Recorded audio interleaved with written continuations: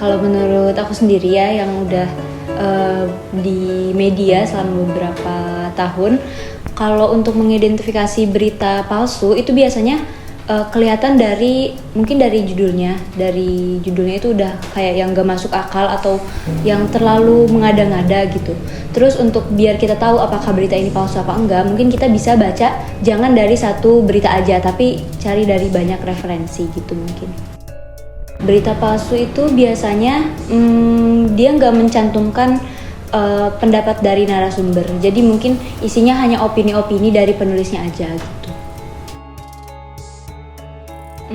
Kalau dari saya sendiri mungkin biar kita lebih lebih bisa memilih gitu apa yang bisa diterima sama kita jangan langsung percaya sama satu berita, apalagi kalau misalnya kita hanya membaca dari judulnya aja gitu. Baca berita secara lengkap dari awal sampai akhir, karena bisa jadi kalau kita baca dari awal sampai akhir aja bisa jadi ada miskomunikasi, apalagi kalau kita hanya baca setengah-setengah. Jadi jadilah pembaca yang bijak, baca dari awal sampai akhir, pahami, dan juga baca jangan dari satu sumber, baca dari banyak sumber untuk memverifikasi apakah berita itu benar-benar sesuai dengan apa yang sebenarnya terjadi atau tidak. Buat saat ini sih mungkin kita harus lebih pemilih ya. Tapi kalau saya sendiri sudah baca dari beberapa media, ada beberapa yang menurut saya itu beritanya masih bagus kualitasnya. Kalau media online mungkin bisa baca dari Tempo atau dari yang buat anak muda itu biasanya mojok.co atau dari tirto.id. Kalau media cetak yang saya tahu di kawasan Malang ini paling biasa dari Malang Posko Media sih. Kalau saya sendiri sebagai pembacanya ya, karena terlihat mereka nggak menunjukkan keberpihakan yang berat sebelah gitu, nggak ada unsur-unsur kayak kalau media-media TV sekarang kan dia udah terlalu condong ke salah satu pihak dari partai politik atau segala macamnya. Nah kalau media-media yang saya sebutkan tadi itu dia lebih kelihatan kalau benar-benar memframing bahwa berita ini dibuat untuk masyarakat gitu. Juga bahasanya yang digunakan itu benar-benar bahasa yang populer, jadi masyarakat bisa paham dengan membaca berita tersebut gitu.